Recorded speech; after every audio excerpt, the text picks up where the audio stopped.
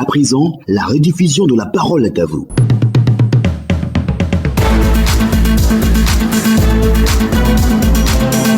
Abidjan, bien sûr, place sous la pluie toute la nuit. La pluie donc sur la capitale économique de notre pays. D'ailleurs, le sujet s'y colle. La Sodexam, vous le savez, annonce de fortes précipitations en Côte d'Ivoire sur la période de mars à juin 2023. Dans le nord du pays, la quantité de pluie projetée sera supérieure à 250 mm. En ce qui concerne le centre de la Côte d'Ivoire, le cumul de pluie sera compris entre 335 et 450 mm. Et quant au littoral ivoirien, les quantités de pluie attendues sont entre l'intervalle de 417 à 865 mm de pluie. La Sodexam qui prévient d'ailleurs qu'à partir de 100 mm de précipitation, la partie du pays rentre dans la zone rouge des risques d'inondation. En 2022, au moins 19 personnes ont perdu la vie à cause des pluies diluviennes. Alors, question, que faut-il faire cette année pour éviter que le pays enregistre des morts pendant la saison des pluies? Comment les populations doivent-elles s'y prendre pour ne pas être parmi les victimes? Deux numéros pour prendre part à ces échanges, le 27 20 21 44 48 ou le 27 20 24 27 87. Vous êtes nombreux à réagir sur notre page Facebook avec Roger Nyanzou de Bafia qui nous dit infiniment merci aux autorités de la météorologie de jouer leur partition. Il leur revient de ne pas baisser les bras et de tirer quotidiennement la sonnette d'alarme, la finalité étant que chaque citoyen se rende compte de la nécessité de quitter les zones à risque afin que la Côte d'Ivoire ne connaisse plus ces morts inutiles. Albert Kwame de Kaliton-Guessan, pour éviter tous ces incidents, il faut prendre des précautions. On ne peut rien face à la catastrophe naturelle, que chacun prenne ses précautions et éviter les zones à risque. Au standard, nous avons monsieur Adi Emmanuel qui nous appelle de Mama, c'est pas très loin de Gagnoa. On vous écoute. Vraiment, je dis merci au gouvernement. Très tôt, il faut prendre le taureau par les cornes. Et aujourd'hui, ce problème n'est plus à Abidjan. C'est étendu sur toute l'étendue du territoire national. Ça veut dire que maintenant, la population doit y prendre garde. Il faut mieux prévenir que guérir. Donc je pense que le gouvernement fait son effort pour éviter des pertes en vies humaines. Mais il faut que la population, elle aussi, emboîte le pas. Parce que sur une sous-préfecture là, il y a un bas-fond là, je vois une maison qui est au beau milieu du bas-fond. Et je me dis, mais s'il y a une forte pluie, cette maison sera inondée. Bien sûr. Donc, ça veut dire que on interpelle tout le monde. C'est pas affaire du gouvernement, d'accord, le gouvernement fait sa part, mais et nous autres qui sont concernés. Donc, quand le gouvernement parle, bon, ça tombe dans les euros dessous, mais en fin de compte, c'est nous qui prenons les pots cassés. D'accord. Donc, je dis que vraiment, l'initiative, c'est bon, le gouvernement n'a qu'à suivre ça, et puis ne pas oublier de donner l'information. Celui qui a pris ça bien, va sauver sa peau. D'accord. Donc, vraiment, c'est ce qu'il faut faire. Merci beaucoup. Merci, bonne émission. Merci à vous, monsieur Adi Emmanuel de Mama. C'est dans la zone de Gagnoa. On part à Lakota avec monsieur Godet Martin. On vous écoute. Ce que je voudrais un peu dire, oui, au niveau des villages, c'est ce que mon professeur vient de dire, mais Abidjan là-bas, vous êtes sur Abidjan, dans les carnivaux le plus souvent, c'est là-bas il y a des dégâts. Le plus souvent, ce qu'on voit à la télévision. Oui.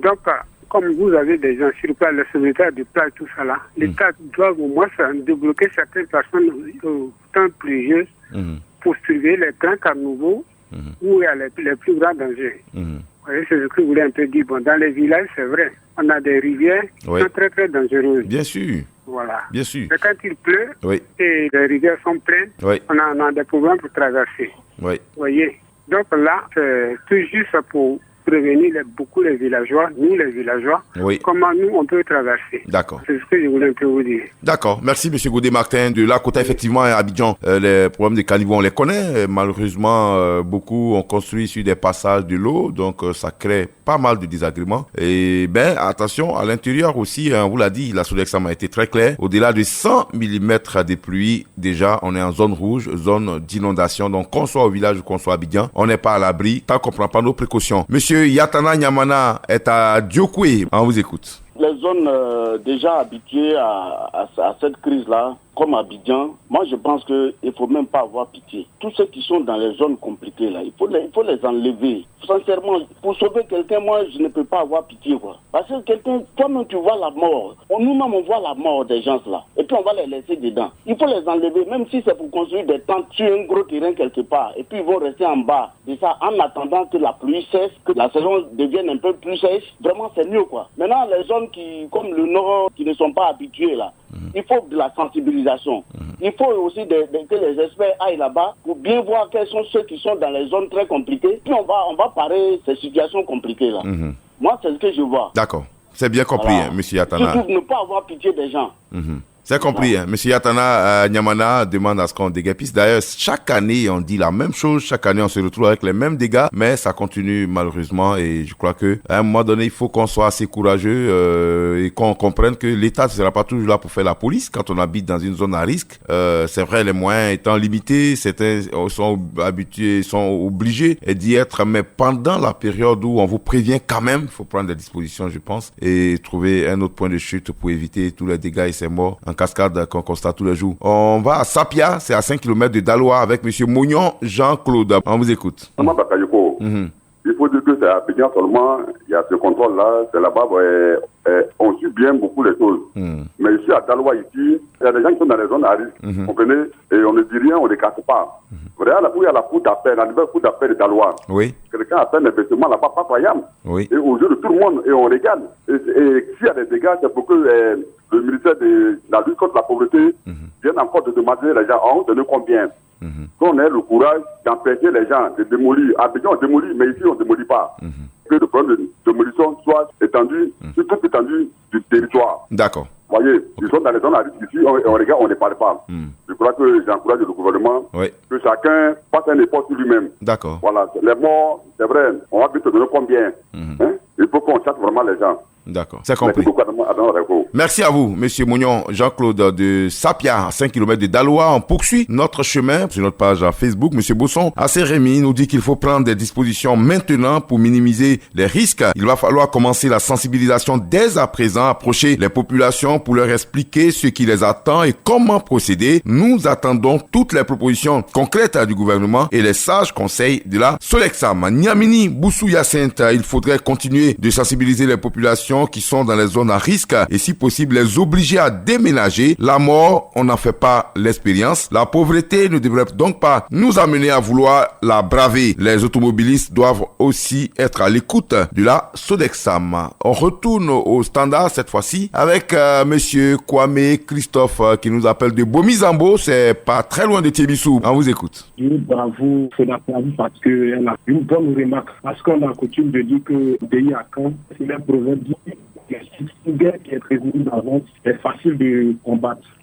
Il faut que tous ces gens qui sont dans les zones humides et à risque quittent ces lieux le plus tôt possible, peur qu'ils ne prennent les pots taxés. Parce qu'ici en Côte d'Ivoire, on ne veut plus de morts dans les pays de l'hygiène. Parce que rien ne vaut la vie, M. Adama. D'accord. En effet, il faut que le gouvernement, prenne des décisions drastiques et draconiennes pour déguerpir tous ces gens qui sont dans les lieux à risque. D'accord. Voilà, donc tout ce que je peux dire, parce que là, les plus font assez de dégâts en Côte d'Ivoire. D'accord. Merci beaucoup, monsieur Kwame. Christophe de Bomizambo. Alors, pour ceux qui connaissent bien cette partie de la Côte d'Ivoire, avant, bien sûr, l'ouverture de l'autoroute Yamoussoukro-Tiebissou, Bomizambo, c'est à 5 km, là où on vend, bien sûr, les pagnes traditionnelles, à Caen, à 5 km de Tiebissou. Et d'ailleurs, à Tiebissou aussi, nous avons monsieur Evra Oussou. On vous écoute. Vraiment, monsieur Adama. Oui. L'Ivoirien, je peux dire, l'homme noir est têtu. Toujours les mêmes dégâts. Toi, tu sais que tu habites une zone à risque. Tu vois la pluie arriver. On doit venir te dire de quitter le coin. Moi, je pense que l'État, il n'y a plus de sensibilisation. L'État doit passer à la répression. Ça, il n'y a plus de sensibilisation. C'est vrai, c'est des catastrophes naturelles. Personne ne peut maîtriser ça. Mais si nous faisons l'effort, on peut éviter ces catastrophes naturelles-là. Donc, il faut que l'État vérifie les personnes qui habitent les zones à risque là. Ils n'ont qu'à quitter. Parce que, on te dit, mon ami, il n'y a plus de sensibilisation. Il faut passer à la répression. L'État est fatigué. Vraiment, c'est mon point de vue, Adama. D'accord. Bonjour, très bonne émission. Merci à vous, monsieur Evra Oussou de Tiebissou. Notre ami Kone Moussa est bel et bien de retour. Il nous appelle de Mam. On vous écoute. J'ai dit que l'État a déjà trop fait. Il faut passer maintenant à la répression. C'est quoi? C'est mieux de sauver une vie que d'attendre où le malheur va se produire. Et puis bon, on a ce que les vont nous donner les 500 000, les 600 000, ça peut sauver une vie. Il faut appliquer maintenant la force. D'accord. Moi, c'est ma contribution. D'accord. Vous demandez à ce qu'on oblige les personnes qui vivent dans la zone à risque à déménager. À quitter les lieux. D'accord. C'est bien noté, monsieur Kone Moussa. Demain, monsieur Tope Hilaire est à Abobo, à Keikwa. C'est ici à Abidjan. On vous écoute. En fait, il faut dire que la situation est grave au niveau d'Akeikwa. Ah bon? Oui, parce que la zone à Kékwa, surtout au côté du marché, en fait, il y a une cuvette qui est là. Mais aux alentours, c'est-à-dire qu'il y a des lots qui arrivent là et les gens ont payé leur lot. Préalé. Donc, depuis un certain temps, les ruissellements font que l'eau vient dans le secteur un peu plus. Maintenant, il y a eu même une délégation qui est allée voir la mairie au temps de Bakayoko. Et le maire même a dit qu'il était venu malheureusement. J'ai décidé autrement. Mais il faut dire qu'avec la construction de Agora, notre Agora, les travaux là, ma machine a déblayé le coin. Il faut dire que la situation est devenue plus grave. C'est-à-dire toutes les ruissellements. L'eau vient là tout maintenant, même dans ce temps-là même où les gens même marchent sur les briques pour rentrer. Et il y a eu une délégation de chefs et des présidents des jeunes de ce quartier qui sont allés à la mairie. On leur a dit de faire une demande, une lettre adressée à la mairie. Cette lettre a été faite. Alors, il y a eu des dépositions même qui sont là. Alors, ils ont dit qu'ils vont venir. Jusqu'à présent, même ces petites pluies-là, les gens marchent sur les briques. Or, en 2020, il y a une petite fille qui veut rester dans l'eau, là. La vigilance des riverains fait que la petite... Mais, et si cette année, voilà la situation qui arrive, on ne peut pas faire déplacer ceux qui ont payé leur maison, leur lot, là, on ne peut pas les déplacer, ce n'est pas dans... Quand j'entends les gens dire que les gens qui habitent dans les zones à risque, oui, mais ils sont dans leur maison où l'eau est connue. Ces travaux d'Agora, là, en tout cas, vraiment, ça a créé vraiment un problème dans ce petit quartier-là. Moi, je pense que vraiment, c'est une interpellation à notre maire, la ministre Kandia, Kamisoko, vraiment elle était venue en visite, mais la population a voulu la rencontrer. Avec ces gars de quoi il n'y avait pas eu de position, il n'y avait pas eu de... Donc vous demandez à la population, à madame le maire, de jeter un coup d'œil à Kékwa, et vous êtes dans cette zone, il y a eu des lots qui ont été attribués dans une zone qu'on peut considérer aujourd'hui à risque, parce qu'on sent déjà les premiers effets de cette colonisation de ces espaces-là. Et donc pour éviter le pire, dès maintenant, il faut prendre le bâton par les roues. C'est ce que vous voulez dire, monsieur Topé Hilaire. Merci beaucoup. Il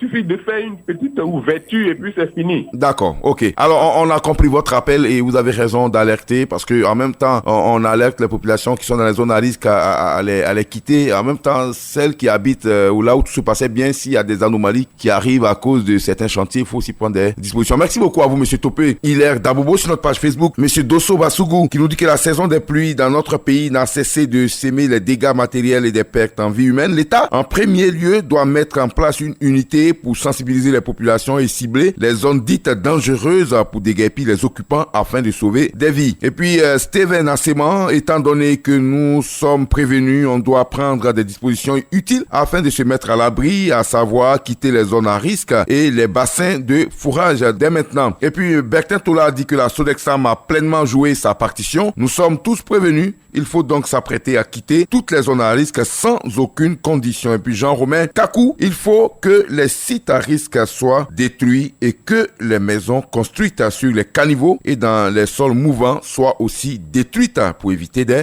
inondations. Voilà, c'est ici qu'on va s'arrêter. Cela nous permet d'ailleurs d'avoir une pensée pour notre confrère Ladji Abou Sanogo qui a été donc victime d'une inondation. C'était hier à Boaké. Sa maison, bien sûr, est sous les eaux. Il essaie désormais où dormir avec sa petite famille. Tout est parti, bien sûr, dans cette concession. Beaucoup de courage donc aux confrères. Je rappelle Ladji Abou Sanogo qui est président de l'Union des correspondants de Côte d'Ivoire. Voilà, c'est ici donc qu'on va s'arrêter pour aujourd'hui tout en souhaitant bon mois de jeûne à tous les fidèles musulmans de Côte d'Ivoire et du monde entier. On n'oublie pas nos frères chrétiens qui achèvent dans quelques jours également leur jeûne. On se retrouve demain matin si Dieu le veut.